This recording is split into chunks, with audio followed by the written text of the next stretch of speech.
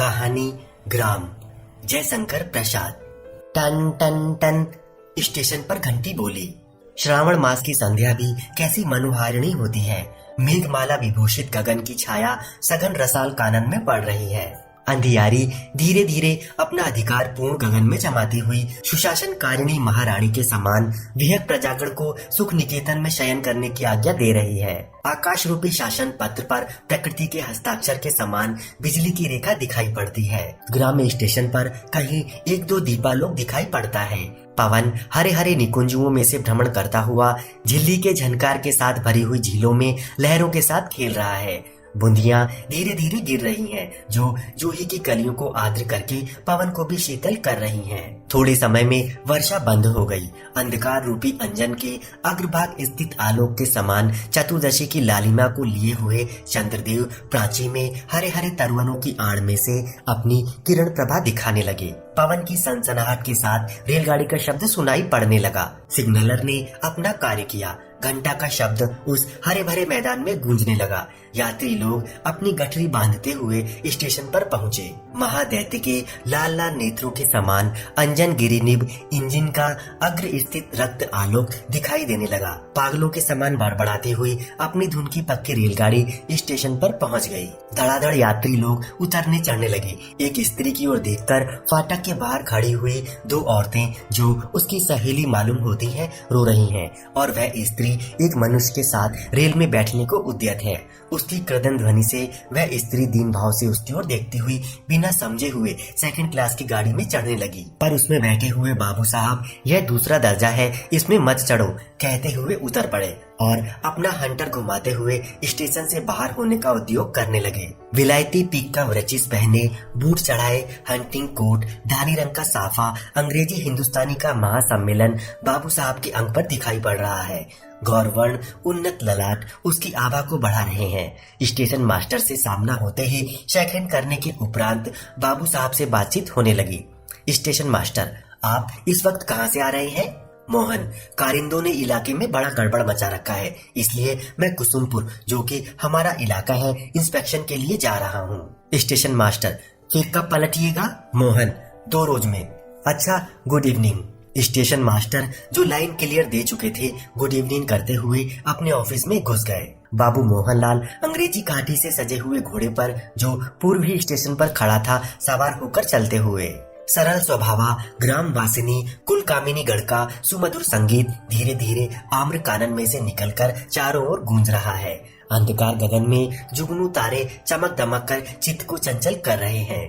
ग्रामीण लोग अपना हल कंधे पर रखे बिरहा गाते हुए बैलों की जोड़ी के साथ घर की ओर प्रत्यावर्तन कर रहे हैं। एक विशाल तरवर की शाखा में झूला पड़ा हुआ है। उस पर 4 महिलाएं बैठी हुई हैं और 50 उसको घेर कर गाती हुई घूम रही हैं। झूले के पेंग के साथ अब की सावन सैया घर रहुरे की सुरीली 50 कोकिल कंठ से निकली हुई तान पशुगणों को भी मोहित कर रही है। बालिकाएं स्वच्छंद भाव से क्रीड़ा कर रही हैं। अकस्मात अश्व के पद शब्द ने उन सरला कामिनियों को चौंका दिया। वे सब देखती हैं तो हमारे पूर्व परिचित बाबू मोहनदास घोड़े को रोककर उस पर से उतर रहे हैं। वे सब उनका भेष देखकर घबरा गईं और आपस में कुछ इंगित करके चुप रह गईं। बाबू मोहनलाल ने निस्तब्धता को भंग किया और बोले, भद्रे, यहाँ से कुसुमपुर कितनी दूर है और किधर से जाना होगा? एक प्रौढ़ा ने सोचा कि भद्रे कोई परिहास शब्द तो नहीं है, पर वह कुछ कह न सकी, केवल एक ओर दिखाकर बोली, यहाँ से 1.5 कोस तो बाय, यह पैरवा जाई। बाबू मोहनदास उसी पगडंडी से चले। चलते चलते उन्हें भ्रम हो गया और वह अपनी छावनी का पथ छोड़कर दूसरे मार्ग से जाने लगे। मेघ घिराए, जल वेग से बरसने लगा, अंधकार और घना हो गया।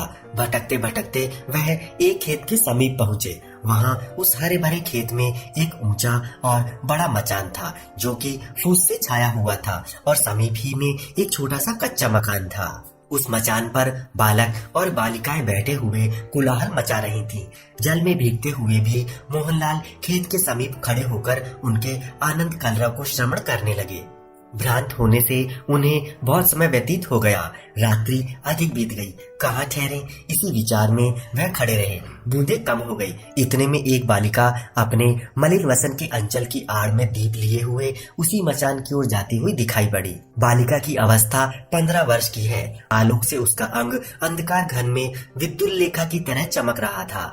यद्यपि दरिद्रता ने उसे मलिन कर रखा है, पर ईश्वरीय सुषमा उसके कोमल अंग पर अपना निवास किए हुए है। मोहनलाल ने घोड़ा बढ़ाकर उससे कुछ पूछना चाहा, पर संकुचित होकर ठिठक गए। परंतु पूछने के अतिरिक्त दूसरा उपाय ही नहीं था। अस्तु रूखेपन के साथ पूछा, कुसुमपुर का रास्ता किधर है? बालिका इस भव्य मूर्ति को देखकर डरी, पर साहस के साथ बोली, मैं नहीं जानती। ऐसे सरल नेत्र संचालन से इंगित करके उसने ये शब्द कहे कि युवक को क्रोध के स्थान में हंसी आ गई और कहने लगा, तो जो जानता हो मुझे बतलाओ, मैं उससे पूछ लूंगा। बालिका, हमारी माता जानती होंगी। मोहन, इस समय तुम कहाँ जाती हो? बालिका मचान की ओर दिखाकर, वहाँ जो कई लड़के हैं उनमें से एक हमारा भाई है, उसी को खिलाने जाती हूँ। मोहन, बालक इतनी रात को खेत में क्यों बैठा है? बालिका, वह रात भर और लड़कों के साथ खेत में ही रहता है। मोहन, तुम्हारी माँ कहाँ है? बालिका, चलिए मैं लीवा चलती हूँ। इतना कहकर बालिका अपने भाई के पास गई और उसको खिलाकर तथा उसके पास बैठे हुए लड़कों को भी कुछ देकर उसी शूद्र कुटीराभिमुख गमन करने लगी। मोहनलाल उस सरला बालिका के पीछे चले। उस शूद्र कुटीर में पहुंचने पर एक स्त्री मोहनलाल को दिखाई पड़ी, जिसकी अंग प्रभा स्वर्ण तुल्य थी। तेजोमय मुखमंडल तथा ईषत उन्नत अधर अभिमान से भरे हुए थे। अवस्था उसकी 50 वर्ष से अधिक थी। मोहनलाल की आंतरिक अवस्था, जो ग्राम्य जीवन को देखने से कुछ बदल चुकी थी, उस सरल गंभीर तेजोमय मूर्ति को देख और भी सरल विनय युक्त हो गई। उसने झुककर प्रणाम किया। स्त्री ने आशीर्वाद दिया और पूछा, बेटा कहाँ से आते हो? मोहन, मैं कुसुमपुर जाता था, किंतु रास्ता भूल गया। कुसुमपुर का नाम सुनते ही स्त्री का मुखमंडल आरक्तिम हो गया और उसके नेत्र से 2 बूंद आंसू निकल आए। वे अश्रु करुणा के नहीं किंतु अभिमान के थे। मोहनलाल आश्चर्यान्वित होकर देख रहे थे। उन्होंने पूछा, आपको कुसुमपुर के नाम से शोभ क्यों हुआ? स्त्री, बेटा उसकी बड़ी कथा है, तुम सुनकर क्या करोगे? मोहन, नहीं, मैं सुनना चाहता हूँ, यदि आप कृपा करके सुनावें। स्त्री, अच्छा कुछ जलपान कर लो, तब सुनाऊंगी। पुनः बालिका की ओर देखकर स्त्री ने कहा, कुछ जल पीने को ले आओ। आज्ञा पाते ही बालिका उस क्षुद्र गृह के एक मिट्टी के बर्तन में से कुछ वस्तु निकाल उसे एक पात्र में घोलकर ले आई और मोहनलाल के सामने रख दिया।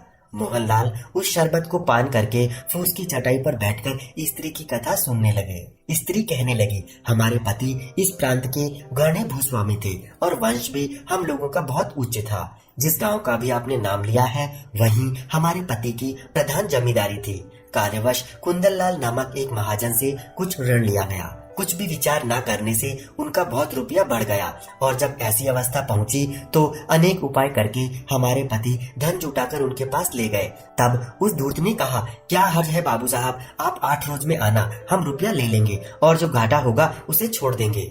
आपका इलाका फिर जाएगा। इस समय रेहननामा भी नहीं मिल रहा है। उसका विश्वास करके हमारे पति बैठ गए और उसने कुछ भी न पूछा। उनकी उदारता के कारण वह संचित धन भी थोड़ा हो गया और उधर उसने दावा करके इलाका जो कि वह ले लेना चाहता था, बहुत थोड़े रुपए में नीलाम करा लिया। फिर हमारे पति के हृदय में उस इलाके की इस भांति निकल जाने के कारण बहुत चोट पहुंची और इसी से उनकी मृत्यु हो गई। इस दशा के होने के उपरांत हम लोग इस दूसरे गाँव में आकर रहने लगे। यहाँ के जमींदार बहुत धर्मात्मा हैं। उन्होंने कुछ सामान्य कर पर यह भूमि दी है, इसी से अब हमारी जीविका है। इतना कहते कहते स्त्री का गला अभिमान से भर आया और कुछ कह न सकी। स्त्री की कथा को सुनकर मोहनलाल को बड़ा दुख हुआ। रात विशेष बीत चुकी थी, अतः रात्रि यापन करके प्रभात में मलिन तथा पश्चिमगामी चंद्र का अनुसरण करके बताए हुए पथ से वह चले गए। पर उनके मुख पर विषाद तथा लज्जा ने अधिकार कर लिया था। कारण यह था कि स्त्री की जमींदारी हरण करने वाले तथा उसके प्राण प्रिय पति से उसे विच्छेद कराकर इस भांति दुख देने वाले कुंदनलाल मोहनलाल के ही पिता थे। आपको हमारा वीडियो कैसा लगा प्लीज़ कमेंट करके और लाइक करके ज़रूर बताइएगा। अगर आपको हमारा वीडियो पसंद आ रहा है तो हमारे चैनल को सब्सक्राइब कर लें। इससे हमारे नई वीडियो का नोटिफिकेशन आपको मिल जाएगा। प्लीज़ आप हमारे वीडियो को शेयर भी करें।